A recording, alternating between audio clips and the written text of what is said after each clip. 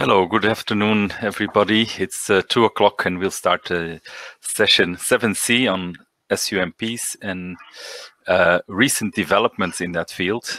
That's why we called it the next generation. The session will be moderated by Guus Cornelissen of the city of Nijmegen. And I'm here just to very briefly introduce a number of practical issues.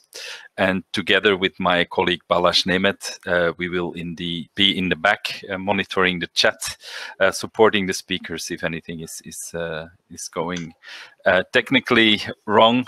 But we'll be here if anything, if we can help you. You can also direct message us. So a couple of housekeeping rules. If you want to ask questions, go to the chat and then the session part of the chat. Otherwise, all conference participants can read what you write. So focus, be sure that you are writing in the session chat. And we will monitor. You can also use the chat to discuss with your co-participants or with the speakers. We will not be using polls in this session, but if you want to see who is attending, go to the People button and then also check the session. Check the session participants tab. If you want to maximize certain parts of the screen you have, you can double click on the thumbnail and then that part of the screen gets maximized. So you can it can help you to prioritize a bit what you want to who you want to follow or what you want to see. And after the session, you can enjoy the networking opportunities. So in the People section, you can use direct messaging also with fellow participants, and you can also enter into bilateral video chats. You can also go into the exhibition area where several projects, EU projects, are advertising their results, and also the conference sponsors have a booth. And finally, do also tweet about our discussion using the hashtag POLIS20. So this is it from my side. I give the floor now to Guus, who will introduce the session and be your host for the next hour and a half. So Guus, I disappear in the back and I give the session over to you. Thank you. Thank you, Ivo. Thank you for your introduction. So we are talking about the next generation in SUMP, in Sustainable Urban Mobility Plans. And we have here four very interesting presentations. So let's start with the first one. Let's transition towards sustainable mobility. The Sustainable Mobility Action Plan in the city of Den Bosch, and Ron Bos is will present this presentation. So Ron, the floor is yours. You can start your presentation. Thank you, Guus. Good afternoon, everyone. I hope it's all clear, loud to hear and visible. I will start my presentation, so I will share my slides in a second.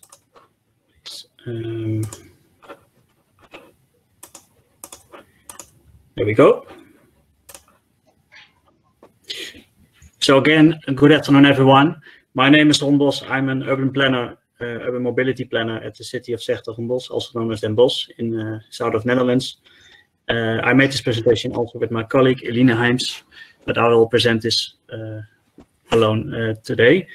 This next 10 minutes, I will explain how we made the Sustainable Mobility Action Plan, or in Dutch Actieplan Duurzame Mobiliteit, for our city, which is developed last year and which is approved by the council in January of this year, just before everything was locked down.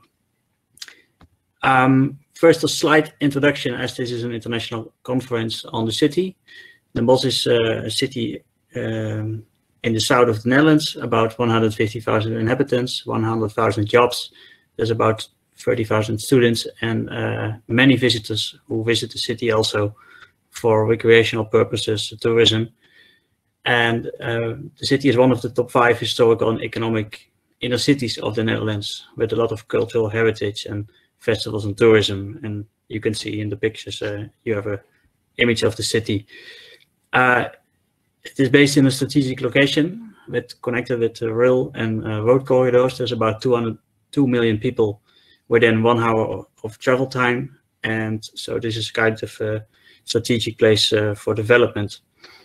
Regarding our challenges, we are in a transition to more walking, cycling, shared mobility, and mobility as a service, especially in the historical inner city, as we are developing more housing and working areas near the station. So in order to have a slight image of the city. Then about the action plan. We made this action plan last year, as I mentioned, with a focus on the transition to sustainable urban mobility. The action plan is not only an action-based approach, but also an actor-based approach, which implies we have done many sessions, interviews, benchmarks with a lot of actors from the city. So this is not a sort of computer plan, so to say, but it's more actor-based, like where is the energy, where are the actors, what are the challenges and ambitions. And so this plan is mainly based on themes and actions. I will explain further. It was approved in January, as I mentioned, and it is part of the broader sustainability goal of the city, which is made by the municipal council for 2050. So there are 4 main themes, and urban mobility is one of the 4, next to energy and urban development, for example. So the action plan has 3 main goals. And on the right, you can see one picture of the action plan, which is in Dutch for the Dutch participants. But to translate it, we can say it has 3 main focuses, 3 transition paths. One is, of course, the mobility transition, in which we aim to broaden the range of sustainable mobility options for everyone. So we want to broaden and extend the more options, sustainable modes of transport for everyone. Sorry, Ron, can I interrupt? Could you please put your presentation in presentation mode? You have to click on slideshow and then from beginning or from current side, but then we can see the presentation as full screen, because now we can only see it in small. Can you see it now? The thing is that we see two screens. Right. Now, okay. You have to go on, well, I don't understand Dutch, but you have to go on slideshow, and from current slide, you have to click on that option.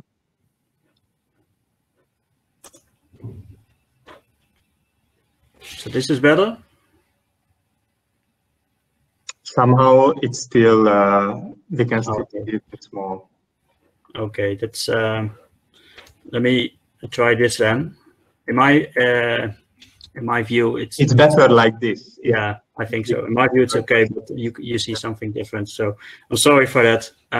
Let's try it this way. I hope it's still clear to read, and I will also explain it.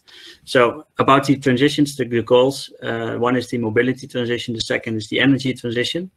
So it's a transition from fossil mobility system to a mobility system based on clean forms of energy. And the third one, which is also very important for our board, is the social transition, which I named it, or inclusive mobility.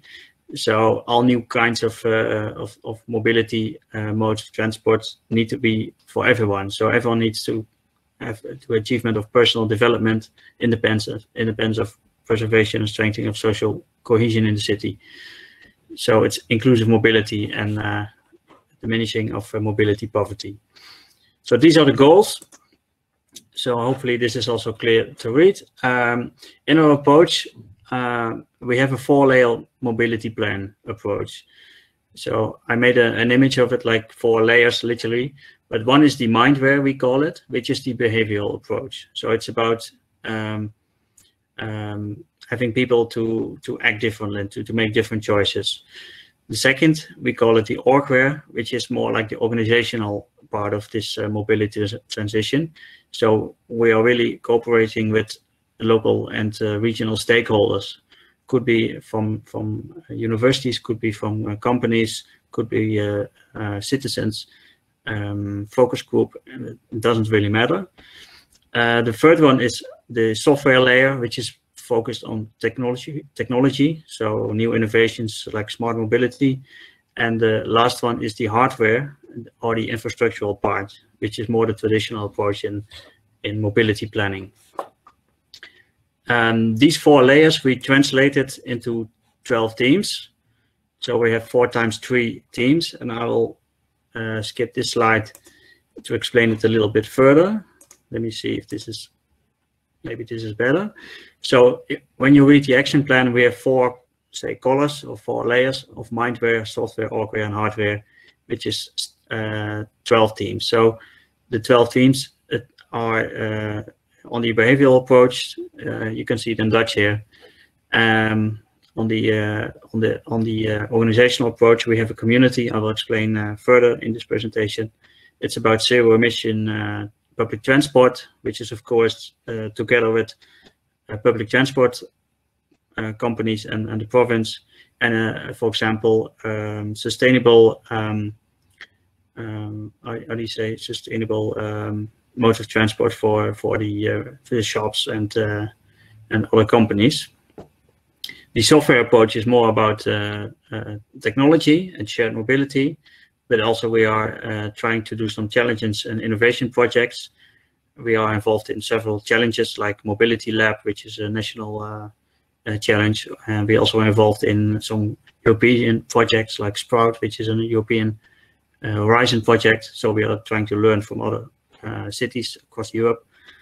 And the hardware is more about bicycle infrastructure, and I call it new hardware, new infrastructure, which is more about charging infrastructure or digital infrastructure like sensors and the Internet of Things. So this is the total package deal, and we translated that in the action plan into several actions. So it's about 60, 70 concrete actions we are just rolling out and developing. How we do that, so this is the what, and now the how. We are more like, we have this sort of growth curve, and this is an indication, this picture, but there are multiple phases in which you can have, as a municipality, you can have a role. So the development phase is helping to set up new unknown developments that could be major, but can have a positive contribution to goals, like the startups. For example, mobility as a service, which is still in its infant stage, but could have a big potential. The second phase is the upscaling phase. Then it's about guiding and upscaling initiatives that have already achieved some exposure en masse. For example, electric driving, which is still in development, and we are really trying to have 2,000 or 3,000 charging points in the city as we speak. And the third one is more about stabilization. So then you can say, like, okay, like electric public transport, which is already in mainstream, let's say, and how can we like help the people who are leaving behind and cannot cope with new apps or new technologies. So I have two short examples to conclude this presentation. One is the community. We have a community of sustainable mobility providers. This is a picture of some of the logos of parties involved. And we are trying to connect the demand and service offering. So we have a platform for employees and citizens, and on the other side you have a platform of actors which have several service offerings, like shared scooters, shared bikes, or shared cars. But there's also universities involved, and things like Mobility Lab, which are mentioned. So this is a platform of new mobility providers, and it's still growing. At the moment we have over 20 parties involved. Some are more active, some are less active, and it's evolving, it's growing, and it's a nice platform locally to connect demand and new services. So that's more the organizational part. And the second example is the behavioral approach. We have a multimodal behavioral approach focusing on citywide marketing and communication, stimulating sustainable modes of urban transportation. As you can see a picture here, this is the first one. We are focused on biking. So we want to stimulate people to bike more. Could be regular bikes, could be shared bikes, as in this picture is seen. We have 3 target groups: citizens, employees, and tourists. And for each target group, a specific campaign focusing on the motivation and barriers will be developed. So after this bike campaign, we will also, for example, develop a shared mobility campaign to address more new services in the city to people. So this is a short insight in the Sustainable Mobility Action Plan. For further information, you can send me an email and I can share the total plan if you wish, or answer some more questions. So as regarding the 10 minutes I have now, this is my presentation for now. Well, thank you, Ron. It's very interesting how you are organizing all the efforts in S-Hertogenbosch. I wonder if there are any questions about your presentations. Well, when I read it, I have a question. But I'm very interested in the social aspect. So I've translated by saying that you are doing it together with all the inhabitants of the city and also the stakeholders. And what I wonder from how do you, how frequently are you coming together, and how do you monitoring the progress? You have also a presentation this evening of in this session about monitoring, and that's interesting. From how can you monitor that you are making progress together? And how do you translate that in the community? Okay, so about the monitoring, it's a good question. When we developed this plan, we had kind of to make a decision. Do we want to do everything with modeling and indicators, or do we focus more on the actions and doing? So we did the last one, and the monitoring, we kind of do it with sort of meta indicators. Which means we don't have direct access to how many people or how many kilometers of cycling more or less are made. We have some indicators, but we can, for example, we know how many shared bikes there are, or shared scooters, or how many charging points there are in the city. So by seeing growth in these sort of meta indicators, we can have some insight in the growing potential of these shared or sustainable modes of transport. Next to that, there's a 2-yearly survey made by the municipality among citizens, and we ask about these things like, are you aware of these new services? Are you aware of the campaign? Are you aware of any sustainable modes of transport? And these surveys, which are really large surveys, give a lot of insights, and we can monitor the awareness and the use of sustainable modes of transport. For example, we see a growth in awareness and use of shared mobility, for example, or e-bikes. So we have some indicators.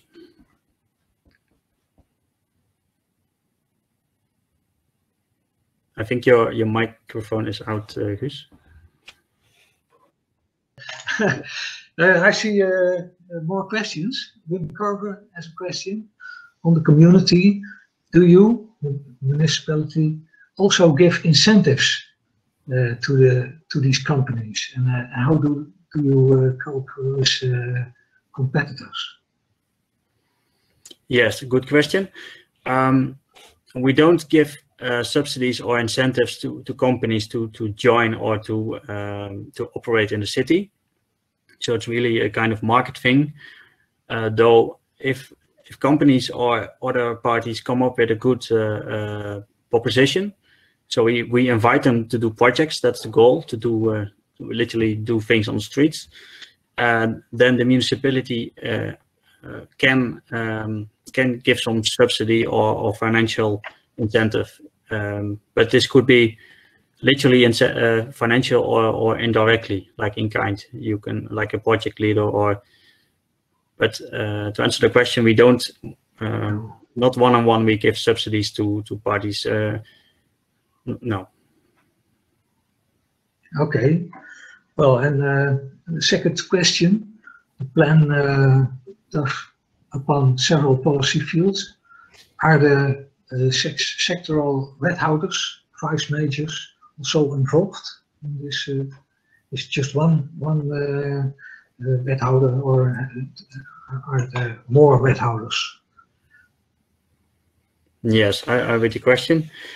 Well, this plan is mainly from our vice major wethouder of sustainable mobility, so the traffic vice major. But it has a strong connection to other fields like the energy transition, which is another vice major, or social issues, or maatschappelijk issues, so to say. So there are some connections, especially the energy transition is a large one. Okay. And Veronique Smeets has a question. Did you take air quality and climate into account, or only indirectly? Not directly. One of the 3 goals is about livability, and one aspect of that is air quality, next to other indicators like traffic safety. So we do take that into account. And climate is sort of one of the main goals. So that's one of the other 3 goals. So you talk about CO2 and emissions. So we do take them into account. Okay. Another question. Den Bosch is a smaller city.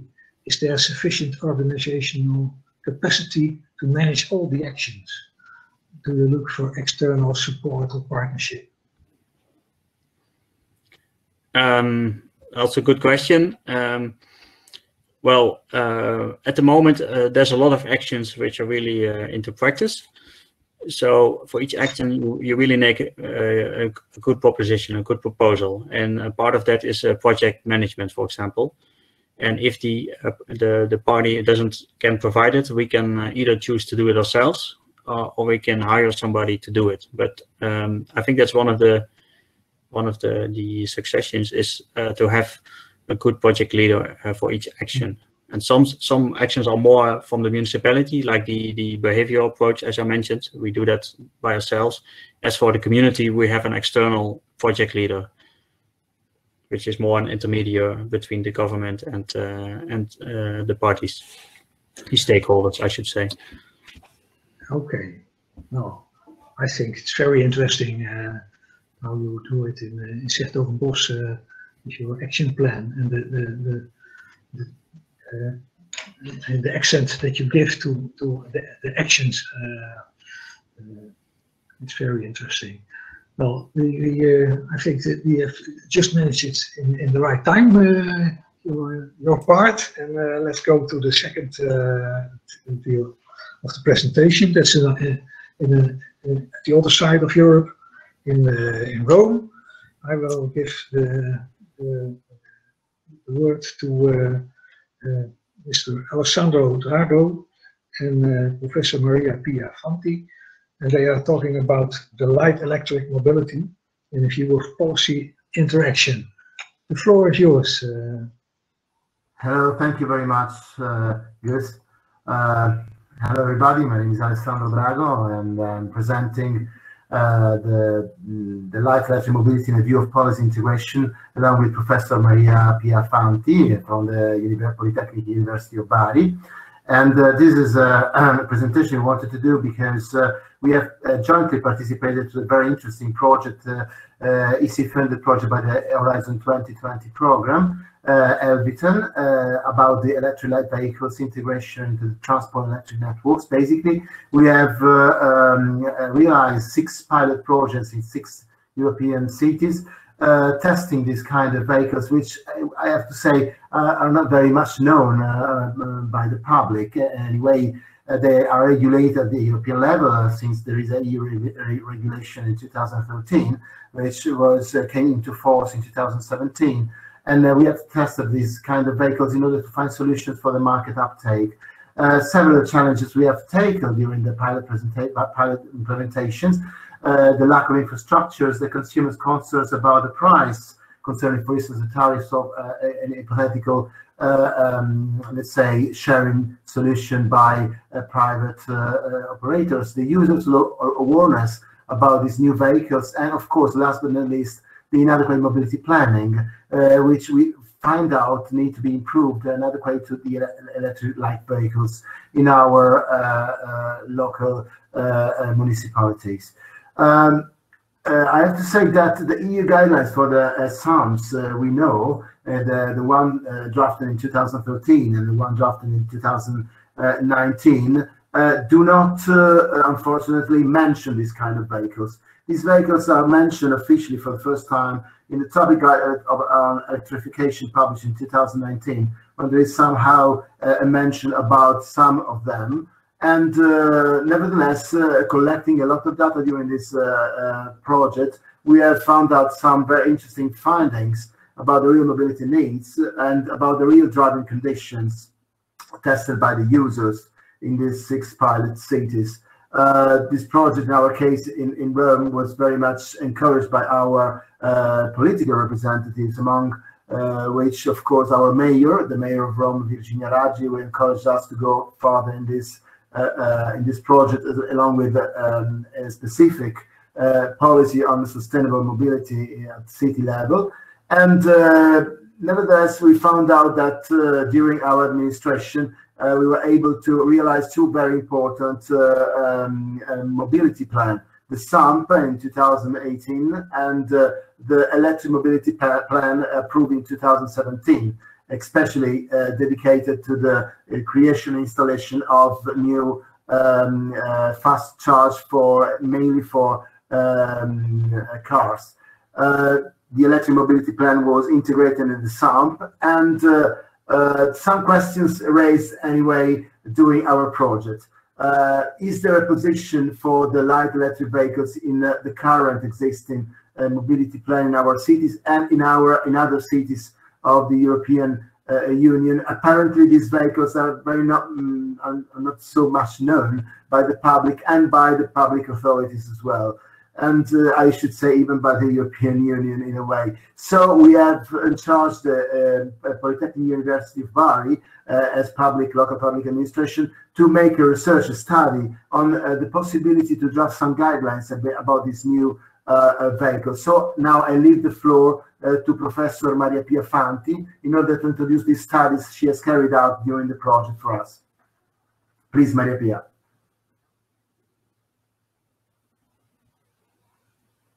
Sound is off here.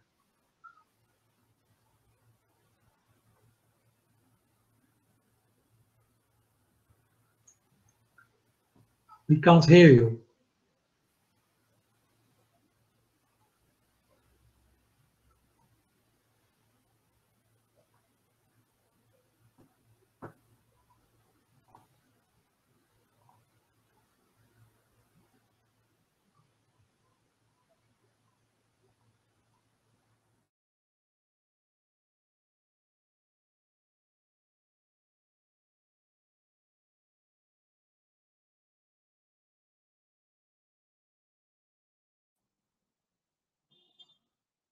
Maria, you are muted and we cannot hear you. Maybe you can just leave the session and come back quickly.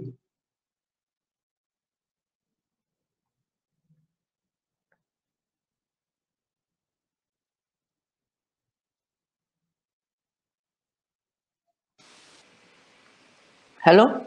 Yes, now we can hear you. Is it okay now? Yes. Okay, thank you. And I said that the Polytechnic of Bari was part of the Elbitan project, and by managing the sharing in a sharing way 75 electric vehicles. Then we contribute to this study about the SUMPs of Rome.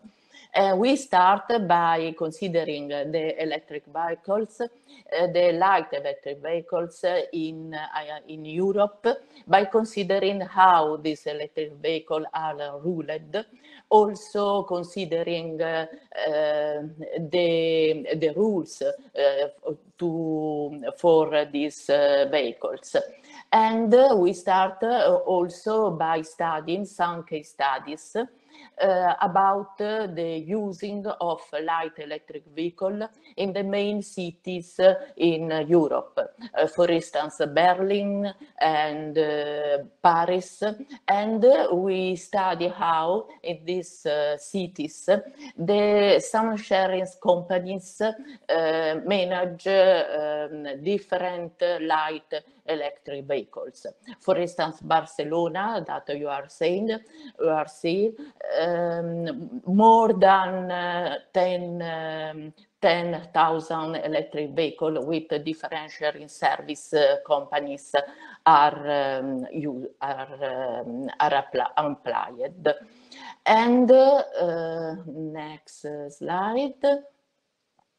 And we start by the case study on light electromobility, and we study the potentialities, the criticalities of this in the electromobility context.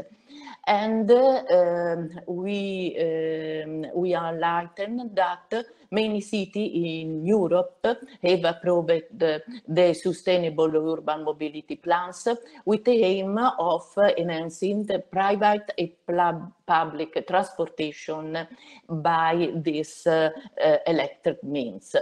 And many countries has investigated and are currently investigating about the sustainable urban mobility that must be integrated with the standard mobility in the city. Then the next slide, and then we point out how urban mobility plans for electric vehicles is needed. It's necessary to consider charging infrastructure for different electric vehicles. It's necessary to adequate dedicated road infrastructures in order to consider this different kind of light electric vehicle, and planning and managing dedicated parking spaces. Next, we consider as an example, and in order to study a very interesting, obviously, case in Italy, the example of the case study in Rome, and where the current plan, in the current plans, the electric mobility is mainly focusing on the use of traditional electric vehicles, and is necessary to consider to enlarge the these sustainability mobility plans and integrated this with the then existing one. Next slide. We consider that in Rome there are different kinds of electric vehicles, such as scooter, moped, and quadricycles. And in this next slide, and is necessary. Next. Is necessary regulation and identification of the parking area. And in this case, we consider this kind of proposal, where we consider a scheme of charging hub that is performed and composed of different charging stations. The red ones are the main charging station, the large hub where car and light electric vehicles can be included in order also to charge these vehicles. And the smaller stations are devoted only to light electric vehicles. And finally, the very smaller ones are the places where the light electric vehicle can be only parked. In order to organize a parking of this light vehicle in a very useful and organized way. And so, next slide. Finally, we consider also some road infrastructure solution that can be implemented. For instance, a narrowing of the carriageway from 2 lanes for only 1 lane, or substituting a parking space with the path for micro-mobility vehicles, or narrowing the lane in each direction, and increasing the space dedicated to the light electric vehicle. We studied also this solution that are implemented in different cities. Finally, in conclusion, we suggest some solution in order to implement and to focus the new mobility by pushing citizens to use this new electric vehicle.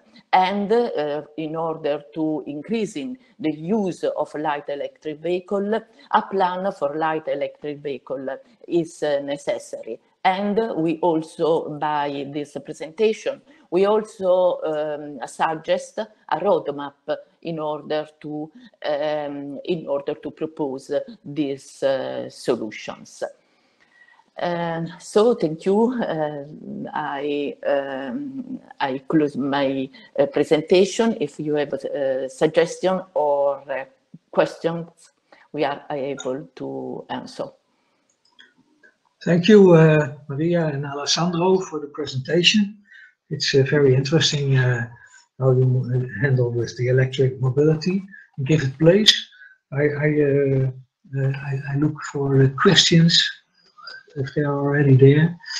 Well, I had, when I read your presentation, one question. So you make a sub-strategy for the electric vehicle, and I wondered, is it also do you together with the providers of that kind of mobility, and will it still correspond with the overall Rome SUMP?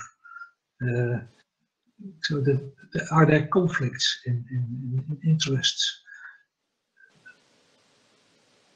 Because it's supply driven, I think. Because there is a supply. Oh, you have no sound, Alessandro. As I said in the early slide of the presentation, these vehicles are ruled by the European Union thanks to regulation, but still are not widespread around our continent, because there are some hurdles, some conditions which are not keen towards the uptake of these vehicles. For instance, in our case, we use the L1AI vehicle, which is the electric bike, which in Italy, but even in other countries, have some restrictions like the use of plates, so the use of insurance, the use of helmet, which are some relevant conditions from one side grants ensure the healthy driving, from the other have some negative implication for the uptake of these vehicles because they are costly. If you think about insurance cost, or even the use of a helmet, a normal helmet is doesn't allow, doesn't facilitate the use of these vehicles by the users. So they are new and they present some hurdles, but even some opportunities. These are vehicles which probably deserve more attention by the European Union and by the local authorities in terms of probably of planning, or even in terms of guidance. Apparently, we don't have any guidance from the European Union for the use of these electric vehicles, light electric vehicles in our cities. So it is not so easy to, let's say, for local public authorities to imagine an easy integration of these vehicles within the local mobility plans. And so this is something which could be useful for us. Okay.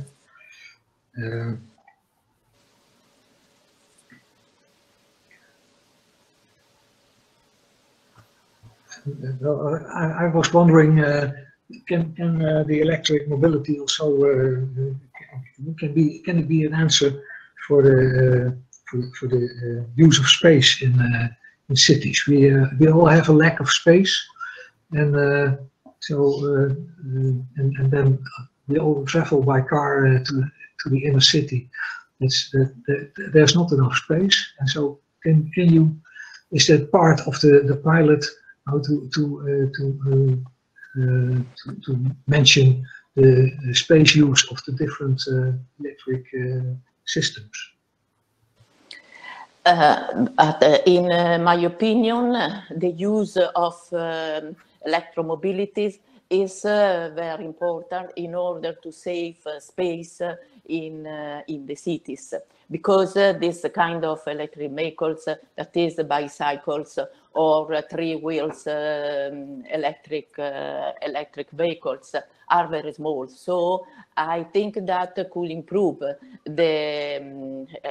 can decrease the traffic in the cities, even if they present other problems. For instance, the charging point for this vehicle, or the connection with the grid, the electric grid. And I know that there are some new problems if this electric vehicle are very used by people. But this kind of vehicle, this small vehicle, for instance, can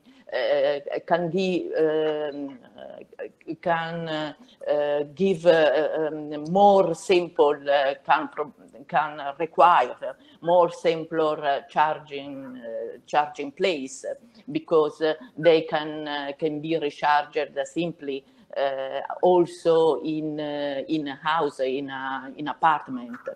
And however, it's important also to connect this kind of vehicles also with the standard mobility, public mobilities.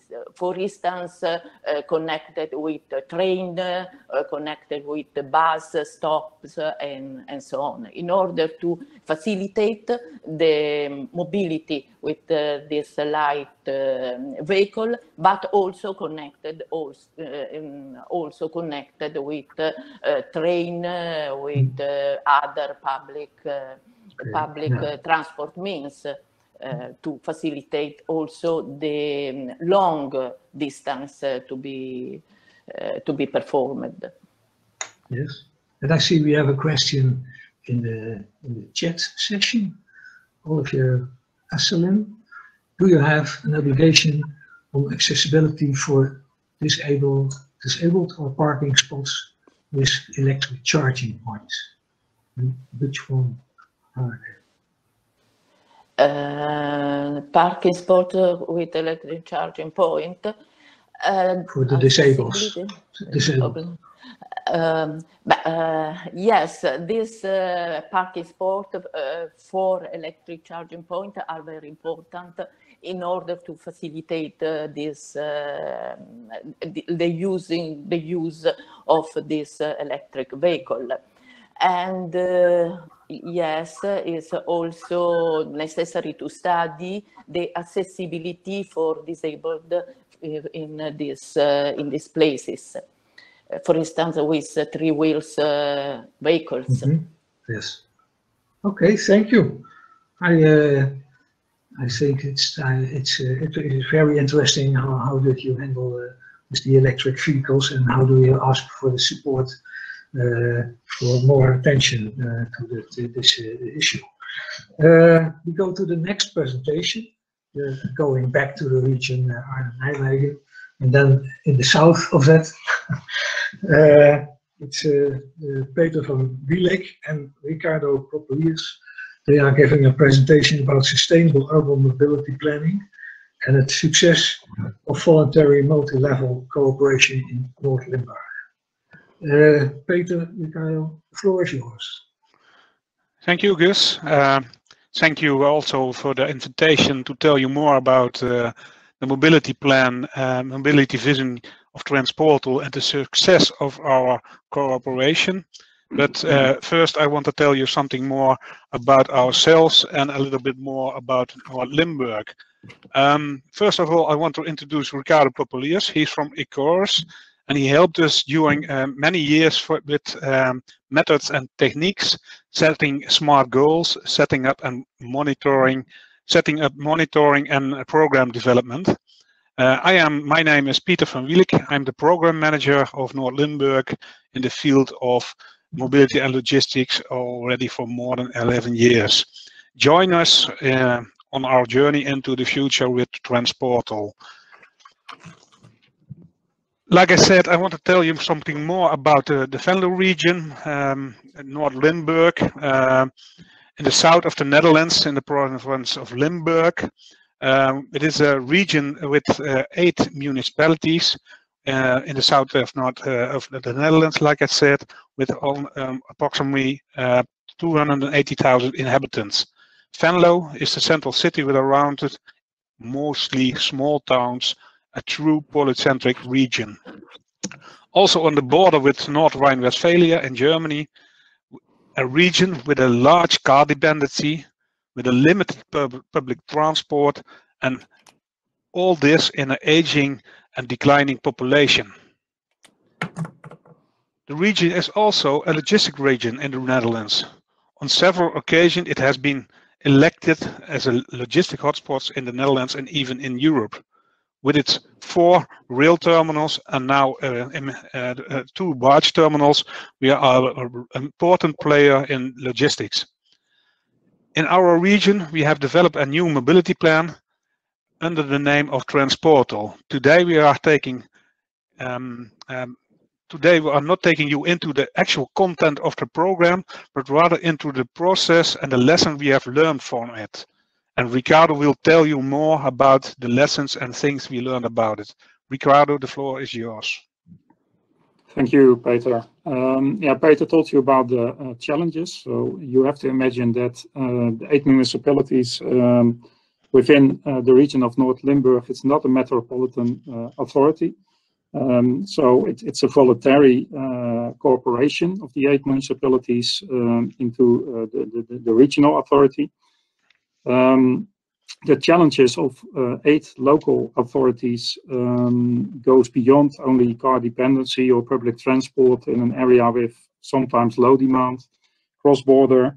It also deals with the coordination of local policies, services, and what Ivo asked to Ron Bos in the first presentation.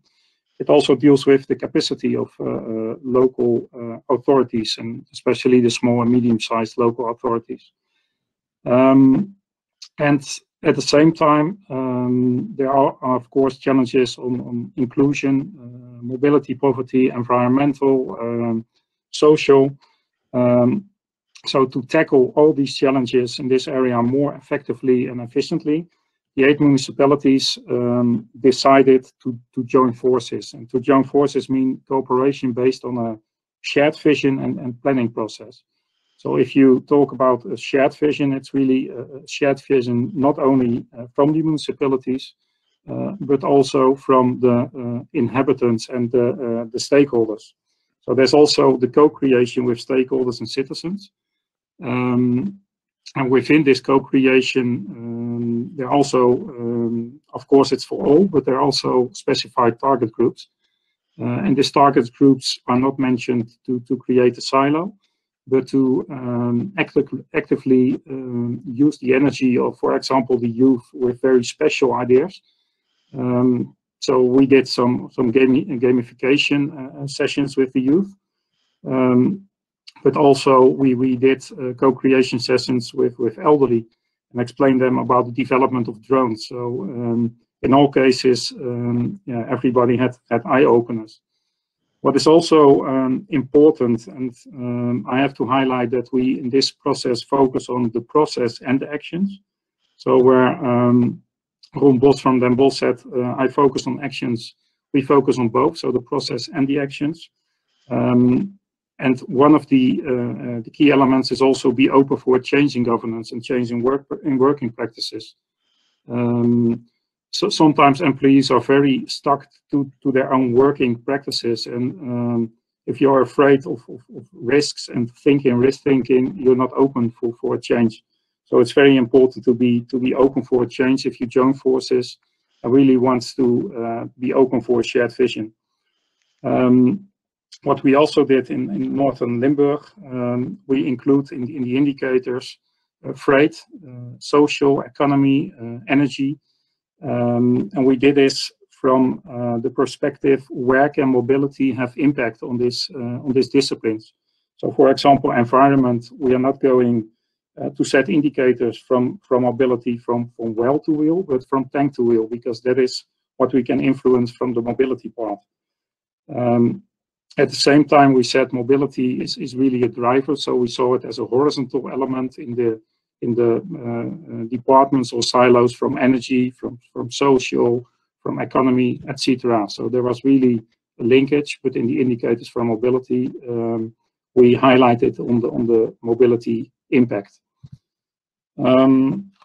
If you look to the cycle and the methodology, we have some key elements. It's belief, it's energy, it's time, because it's also time intensive, also for the employees that started with this process. Hard work and small successes, which is also key. As said, it's not a metropolitan authority, so without juridical status, the 8 municipalities joined their forces. Just because they believed really that only together and not from one actor, there was the possibility to tackle challenges from expertise, from capacity, from continuity, etc. We started with an empty road ahead. That means that it was not a project approach with a beginning and an end. Of course, there were elements of project approaches, but it was a free process.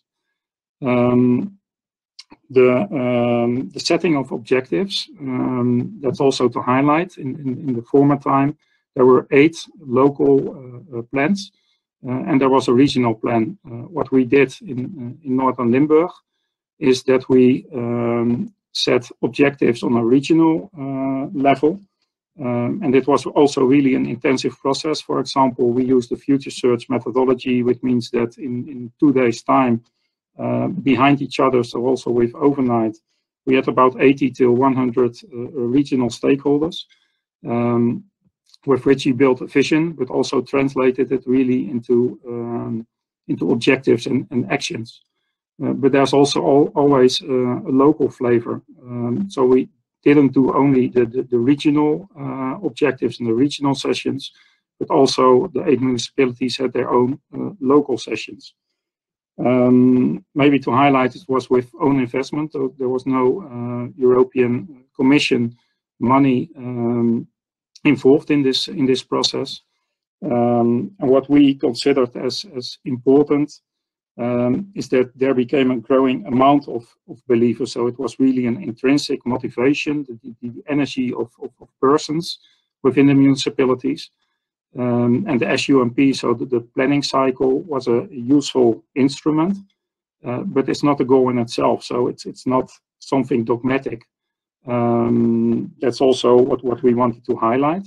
And because it's not dogmatic, but really as a methodology, we could also link this with other departments and with other disciplines. The setting of the ambition and the vision means a clear compass, so a clear direction. And it's also a time period which expands the political period. So it's really good to have smart objectives for a longer time period, because then it gives you also this time period which you can steer to.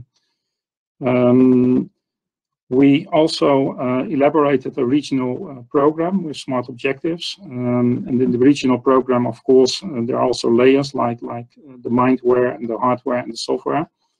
But there was also a clear vision on roles. And we come back to that later. But for citizens and also for stakeholders, sometimes they have to get used to another role, or an extra role, or an additional role also of a public authority. Because the creation of a platform and a network means also a different role from an authority than citizens and stakeholders might be used to. It was also multi-level in the sense of what Peter told. The region of North Limburg with Venlo and Venray is also an important node of the TEN-T corridor. So the functional area, especially also from a freight perspective, is also going beyond this Northern Limburg region. So it means also that within the planning methodology, we made relations with the national, but also with the European level. As said already, mobility relates to all the disciplines, so it's also a horizontal connection, meaning that in working groups, we also involved other than only the mobility employees and other than only the mobility counselors. Mobility transition, very important that there's energy and that there's belief instead of only an obligation, because only an obligation makes it very dogmatic and makes it very hard to work. If you look to the stakeholder dialogue and joint design of actions, it increased the capacity in the region. So also the joint forces increase the capacity in the whole region, which leads to, for example, that the region can deal with more complex projects and solutions. Also boosted the learning ability, so the local employees can learn from each other. And it provided the required skill to implement innovative projects that would be too large and complex for a single municipality. So it created win-wins. It's also, of course, important to have small or bigger successes on project level. It's not only processes and process steps. It's also important to have projects, and these projects are a selection of European projects. So there are, of course, also regional and national projects. But the ambition and the shared vision established a compass and a direction on which Northern Limburg could be selective in what they wanted for European projects. Some of them are highlighted here, like Mobi car sharing, but also the share region. So also showing that the region is really a cross-border region. But also vital nodes. So the project in which Venlo and Northern Limburg participated to show that the regional mobility planning and the effectiveness of the regional mobility planning can only be effective if there's also a link with TEN-T. And that means that there's also, because it's a polycentric region, Multi-stakeholders means also multi-actors, and multi-actors also means multi-responsibility.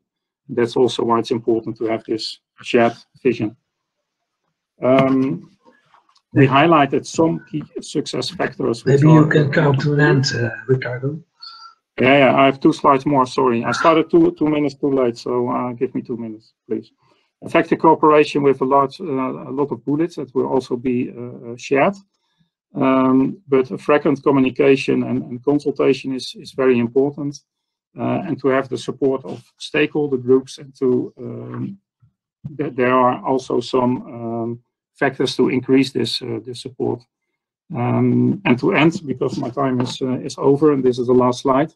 There are also lessons for further development, and that there should be a real clarity about the regional authority structure. So the formal authority and the platform, the process role, but also the investment requirement in capacity versus the implementation power, because the success of Transportal means that there's a lot of implementation power required, and that cannot be done with 1 or 2 employees.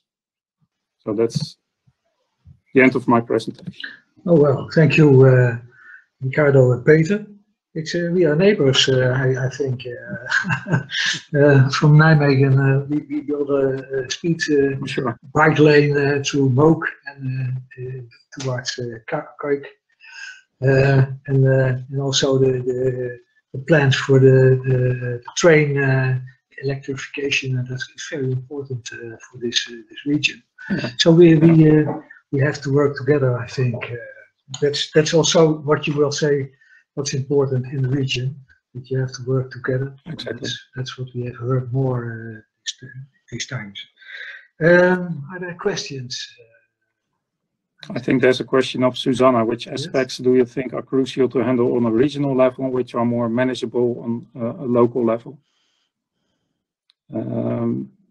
Maybe I can give an answer first, but Peter. It's okay, Ricardo. Yeah. I will add you. What we saw is, for example, Venlo is a bigger city with parking issues, while the other smaller municipalities didn't have really an issue on parking. So what we highlight in Venlo was that parking was really an issue for Venlo, so on the local level, while this was not an issue for the others. For example, the inclusion aspect was much more shared by all municipalities and local authorities, and that's why we made it a regional issue.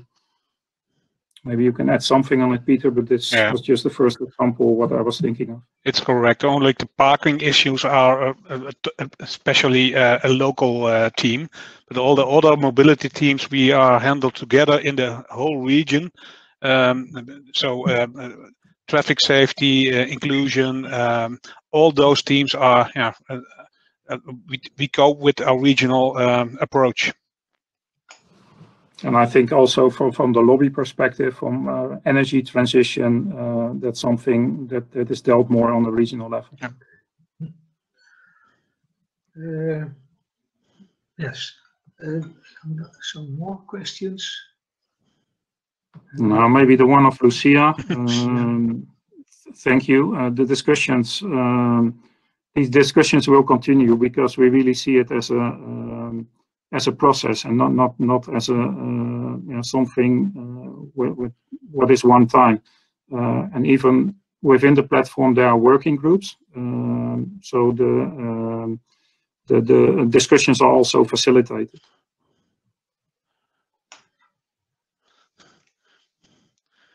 All right. And then there's a question from Bos. How do smaller rural municipalities copy with mobility services which are not market compatible? It's European. It's rather difficult for small communities to how do I call it, to take shared mobility as a project in a small little community. So we did it together with the municipality of Venlo as launching customer for shared mobility, and the other communities did join that project. So we had a shared mobility platform from 8 communities, which are a bigger launching customer, and then the market will take that over and make their project. We have over 2 million kilometers that we placed in the market to cope with shared mobility as a launching customer. Maybe Ricardo, you can join and add something about it. My English is not that good. I'm sorry for that. No, but I think what you said is correct, and even to make it more complex, it's also cross-border. So also the German municipalities were involved, and that's yeah. So the smaller municipalities cannot deal with it alone. Okay, so thank you for your presentation.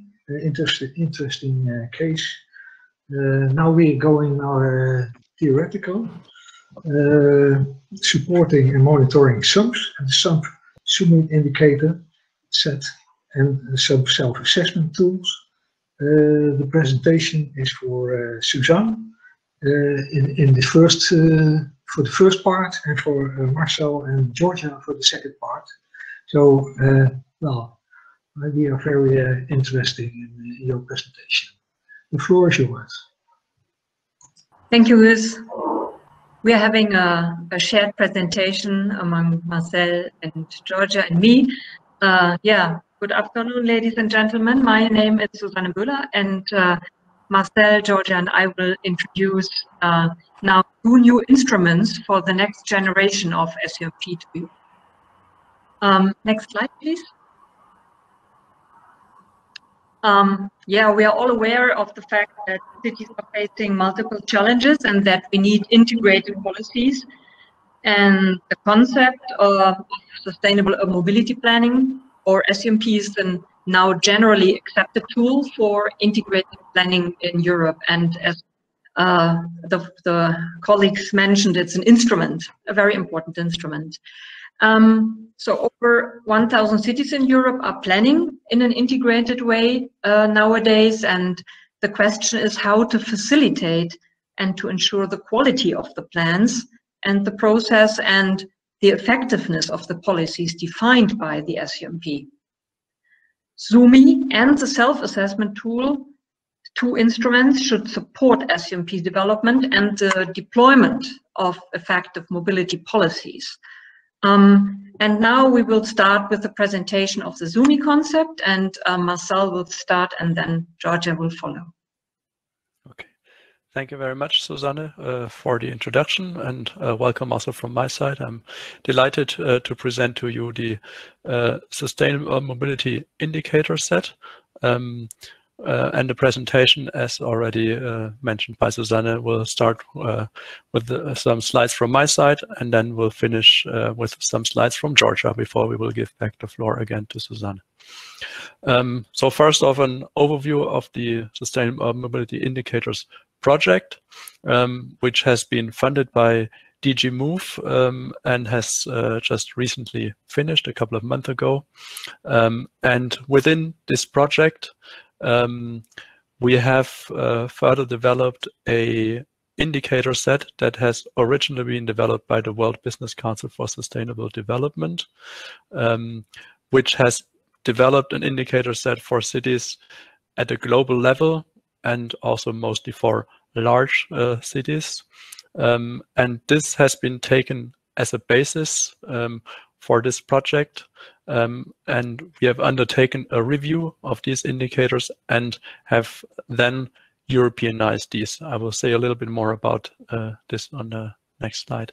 And then what we have done, we have tested these indicators with 46 European urban areas, so not only the cities, but the entire urban areas, and have collected from them feedback on the indicators, what they have learned, and this we have then used as a basis to prepare recommendations for the European Commission related to the indicator set.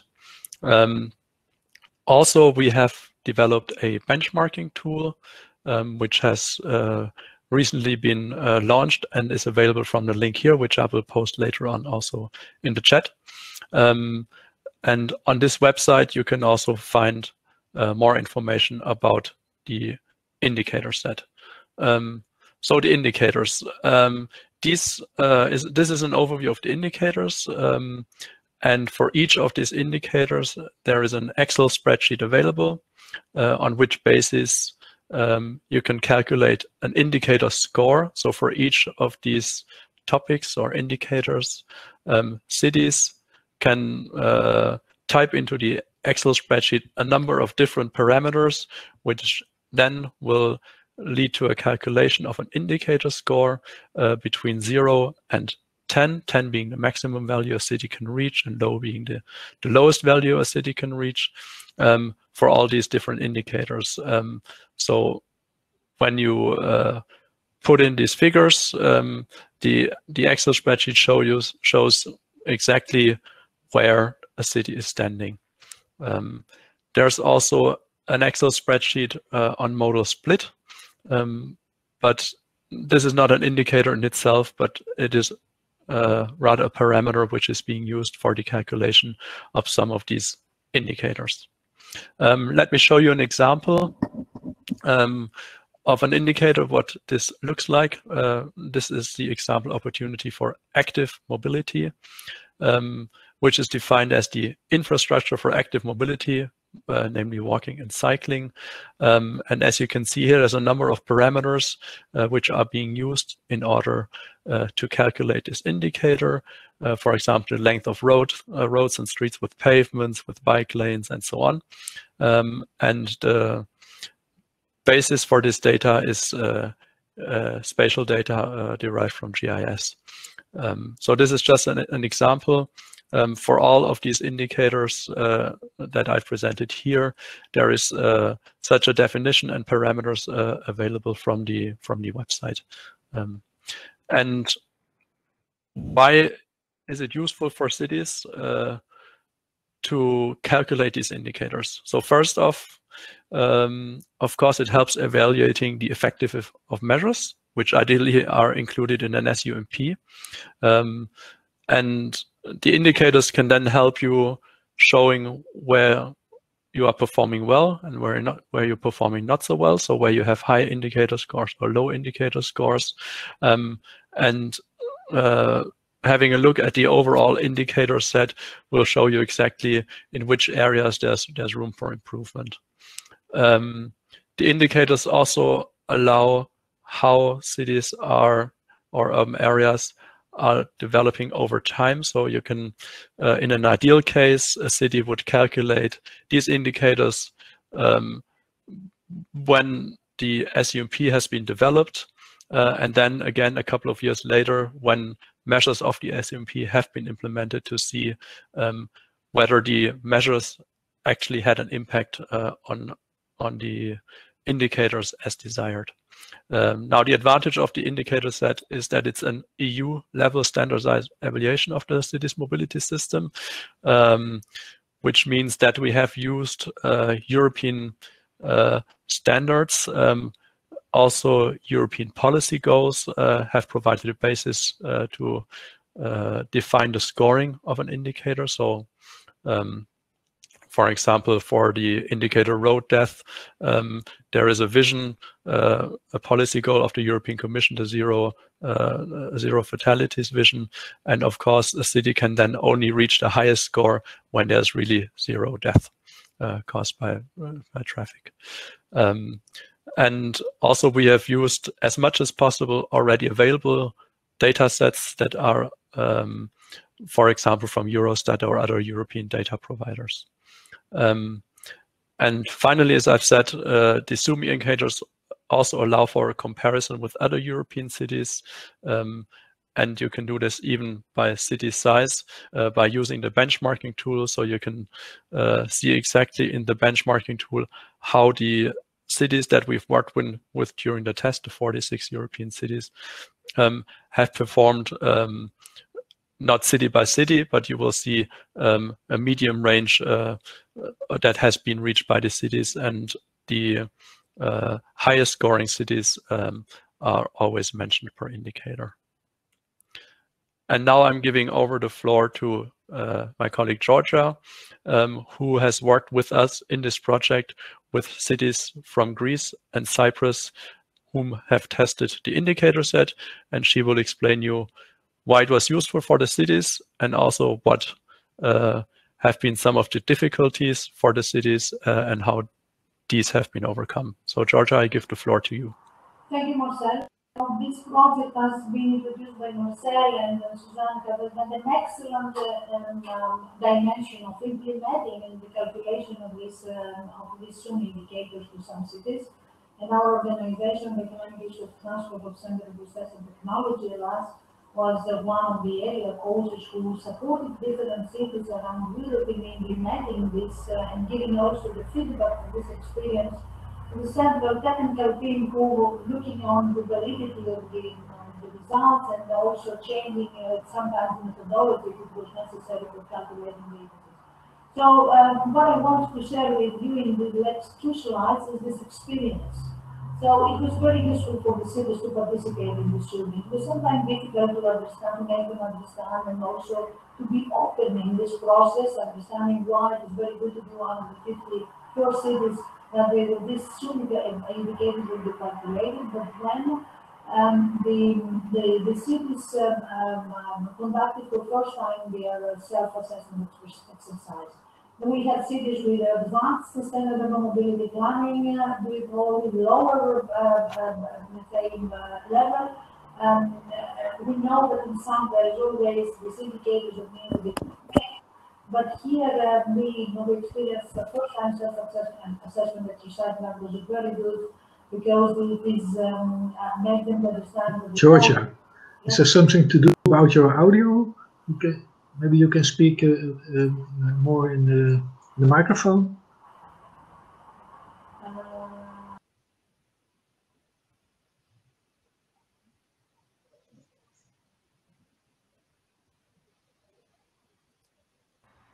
Now we can't hear you anymore, Better Georgia. now? Yes, that's better. Sorry. There's all these platforms and then the settings that they need to change every time. Apologies. So, self-assessment exercise for first time in the cities.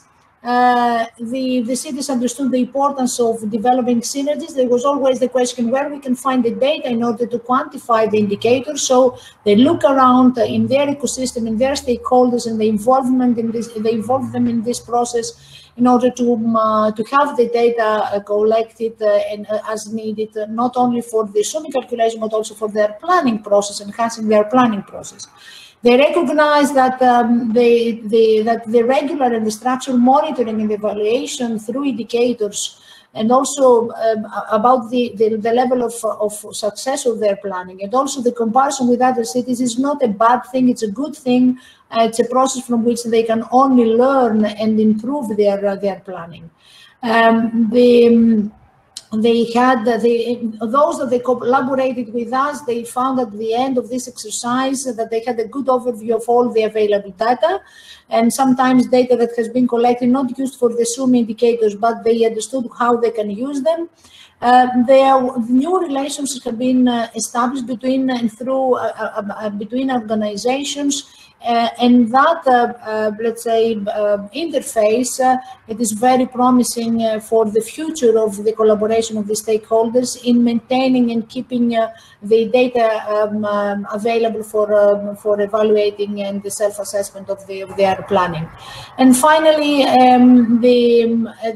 when we implement the calculation of some indices, then they related immediately the result with their previous decisions and their planning, so that it was also very good in order to understand how the indicators are related with the impact and what is the impact they should expect from planning, and sometimes reconsidering their initial thoughts, either being very optimistic or pessimistic per case.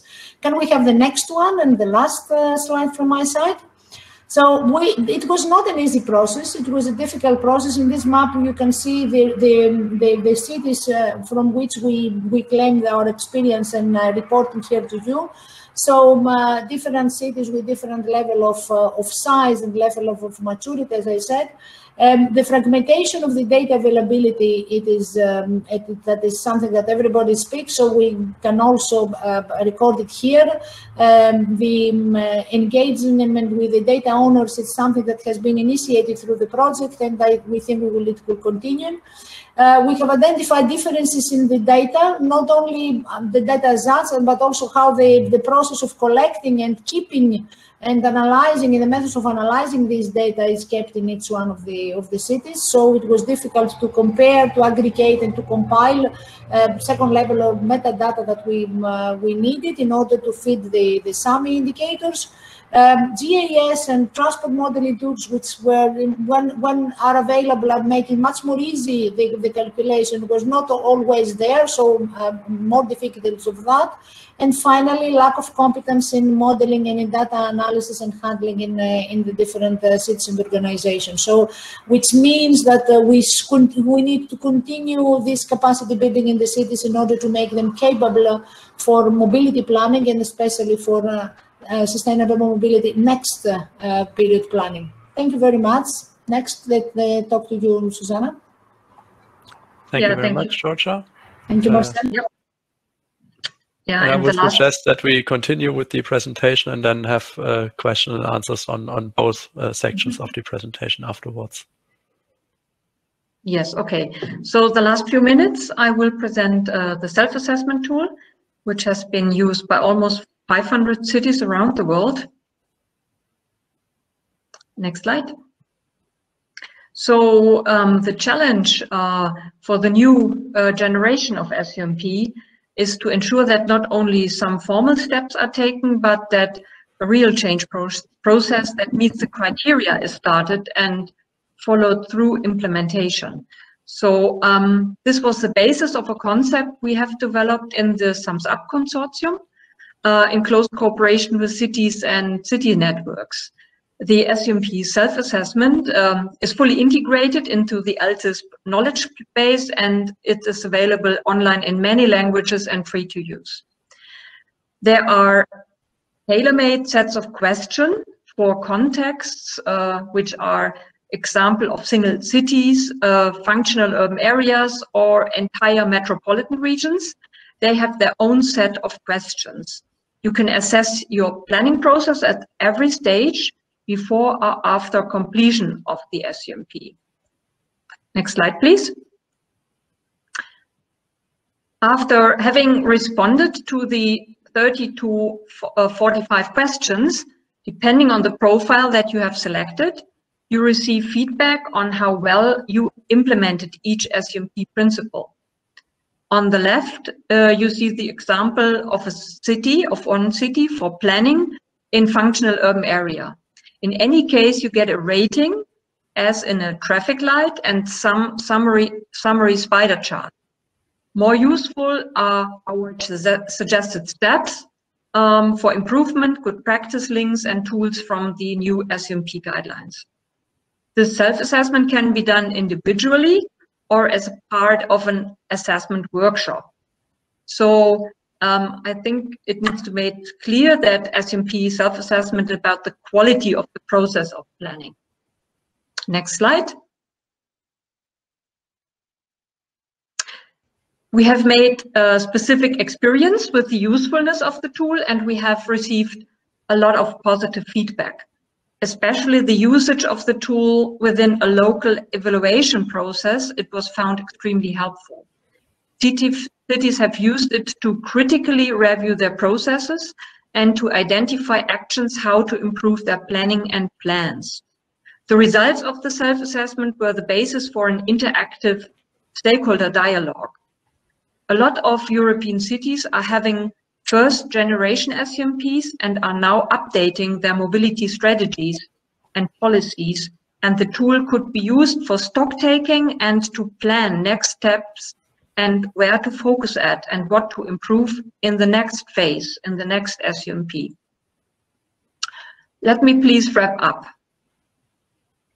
SUMI and the SUMP self-assessment are two sides of the same coin. There are two powerful tools to ensure quality of the planning process and the effectiveness of the policies that result from SUMP. They support high-quality planning processes and plan development. They provide standardized approaches for process evaluation and for impact assessment. They contribute to the deployment of next-generation SUMP, which could respond to the transformation need of the mobility sector. And both tools enrich ELSIS as one knowledge hub for European SUMP. Thank you very much. Thank you, Susanne and Marcel and Georgia, for the presentation. I would say the work has to start now because we have several presentations of case studies and practical examples. But we didn't mention self-assessment and indicator in those stories, and you say it's very important to use these to improve your plans. So we have a lot of work to do to find a way how we can introduce the use of indicators and self-assessment in the plans who are presented. So we would ask that to you who have given this presentation, but also we have to ask it by ourselves from how can we use these tools. So in 5 minutes it's too short to handle that. So I would say let's use the chat function to work that out and to ask each other questions. There is one question from Lucia for Georgia.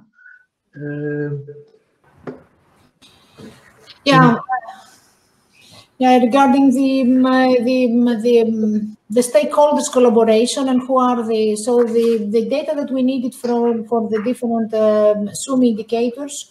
In the majority of the cases, there were the following type of stakeholders that they have it and they gave it to us. So mainly was operators, public transport operators, but also private operators. Of course, the municipality, different, however, departments from transportation planning, like infrastructure management, like GIS and all this type of groups. Also, a lot of universities, they have been found making surveys and having also data, having data models also for the area. And in some cases, regions, especially for the infrastructure, when we wanted to calculate for accessibility. So there we found more capacity regarding especially in the metropolitan areas, where metropolitan organization being handled by regions, they were collecting data. So these are the type of stakeholders, with the university and research institutes being very active in that, and consultants too. Yes. I'm looking for other questions. Well, I would say how can we integrate the indicators in the cases that we have heard from the region of Limburg and in s-Hertogenbosch? How available are the indicators? That's my question. Yeah, so I've seen the question how useful it is also at a regional level. So the indicator set can be used by a city, by a functional urban area, or by an entire metropolitan region. Of course, the indicators have a certain value depending on the geographical level. So if you look, for example, at the number of road deaths, you would want to specify exactly, or you would want to know where exactly these road deaths have occurred. So numbers will be different in densely populated areas or in more rural areas where there's people are driving faster, for example, and other groups of people are affected. So maybe there will be more road death instead of pedestrian death or cycling death. So, I mean, you can use the indicators for every geographic level, but the value of data will be different. there was Ron Bos did give an answer. In s-Hertogenbosch, we are involved in the EU H 2020 project Sprout, in which a comparable indicator set is being developed, and we provide data from that. What are the connections between these two indicator sets? Interesting. Sprout started after or towards the end of the SUMI indicator set, so I hope that that you will use the SUMI indicator set as a basis, as it is the indicator set that is now being promoted by DG Move and shall be used by cities all over Europe further in the future. Probably I can also provide an answer to this, a feedback to that, because we are also involved in Sprout and with a central role there. The indicators that they are collected in Sprout for assessing, let's say, the cost-benefit analysis of solutions is not to assess the impact. Of course, the data, as correctly mentioned, can substantiate some of the indicators. However, SUMI is a set of indicators in order to drive to assess your planning as a lot, not just a small pilot or implementation. Of course, they need to be taken into account, and this is something that is happening right now. Okay. Well, I should invite Ron to tell his experience with the project Sprout. But, well, I think we have the end of the session. Well, maybe I don't know, can we go further, or do we use there for the chat box? Well, maybe you can give a small impression, Ron. Regarding the indicators, you mean, Guus? Yes, about this, the experience with Sprout and how that works. Yeah. Okay, this is my colleague Elena, who's involved in the project. Also, is the project leader of Sprout. So it's kind of secondhand, but we are a validator city in Sprout, and one of the aspects is a benchmark, European benchmark of many indicators. I'm not quite sure whether it's one-on-one of the SUMI indicators, but as Marcel just mentioned, it's at least built on the SUMI indicators. So a lot of mentioned are part of that, and maybe some others regarding freight, as Ricardo asked now. I think also yes, but sometimes some indicators are really easy to present, and some are more less viable for Dutch cities, for example. Can you use them for benchmarking and for stimulating people to more or choosing the same direction? To a certain extent, yes. I can. Well, these SUMP or SUMI indicators are very useful. On the other hand, sometimes the more practical approach, as regarding the community, or some things which you mentioned in the other case in Limburg, are also useful, and then you don't necessarily need indicators. But I think we need to give some kind of evaluation also to the politicians, for example. So is it working? Or are we proceeding? Or so we do need some kind of indicators, and some are more infrastructural based, and some are really more like the model share and more like behavioral. Okay. Well, so maybe that's an. Yeah.